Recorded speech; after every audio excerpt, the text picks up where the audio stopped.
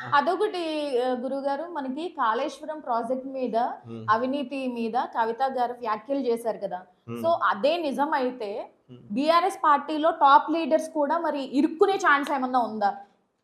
Government ఎప్పుడు గూడా ఎలా ఉంటుందంటే పోలవరం ప్రాజెక్ట్‌కి అలాగే కాళేశ్వరరావు ప్రాజెక్టు, ఆంధ్రాలోనేమో పోలవరం ప్రాజెక్టు.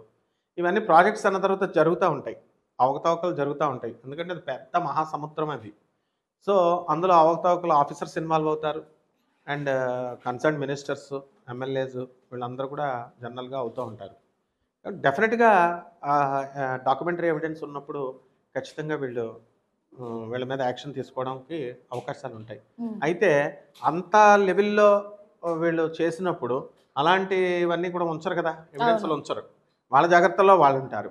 కాబట్టి మోడీ గారు కూడా ఇప్పుడు పర్టిక్యులర్‌గా వాళ్ళు ఒక ఎంక్వైరీ వేయడము, ఏదో నామమాత్రంగా చేస్తారు ఇవన్నీ గూడా. పొలిటికల్ లీడర్స్ ఎప్పటికైనా అల్టిమేట్‌గా, ఫైనల్‌గా ఒకటే ఉంటారనమాట. ఇప్పుడు ఈ రోజున తిట్టుకుంటూ ఉంటారు. మళ్ళీ సాయంకాలం కలుసుకుంటూ ఉంటారు. అవును. పార్టీలు చేసుకుంటూ ఉంటారు. కాబట్టి నాకు తెలిసి ఇప్పుడు దాని ఎఫెక్ట్ అయితే డెఫినిట్‌గా వాళ్ళు కనుక అవినీతి చేసుంటే డెఫినిట్‌గా దొరుకుతారు. హ్మ్. డెఫినిట్‌గా దాని ప్రభావం పడుతుంది. కానీ జాగ్రత్తలు మాత్రం తప్పకుండా కేసీఆర్ ఏమి అమాయకుడు కాదనమాట. హ్మ్. ఆయన ఈస్ వెరీ మెచ్యూర్డ్ లీడర్. ఇప్పుడున్నటువంటి టాప్ లీడర్స్‌లో ఆయనే సీనియర్.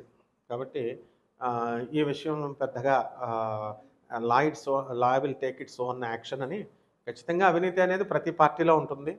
అవినీతి లేనిదే పార్టీ రన్ అవ్వాలి. గవర్నమెంట్ రన్ అవ్వాలి. కాంట్రాక్టర్స్ ఏమి ఊరికనే చేయరు.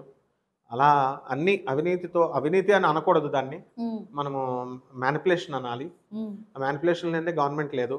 హ్మ్. సో, ఇప్పుడు ఎక్సైజ్ ఉంది. ఎక్సైజ్ డిపార్ట్‌మెంట్ మందు తాగితే ప్రాణాలు చచ్చిపోతారని తెలుసు జనాలు. అవును. మరి ఎందుకు అమ్ముతున్నారు వీళ్ళంతా? అంతే గదా! సిగరెట్‌లు తాగితే హాని ఆ సిగరెట్ స్మోకింగ్ ప్యాకెట్ మీదే రాస్తారు. మనకి ఆ! Injurious to your health smoking అంటారు. ఈజ్ అని రాస్తారు. బట్ అంటారు. కొనుక్కొని అమ్ తాగుతున్నారు. అమ్ముతున్నారు. తెచ్చుకుంటున్నారు అంటే క్యాన్సర్‌ని. అంతే ఇది కూడా అంతే అన్నమాట. హ్మ్. సో, ఏ గవర్నమెంట్‌ని కూడా మనం ఏమి అనాల్సిన పరిస్థితి లేదు. యెస్.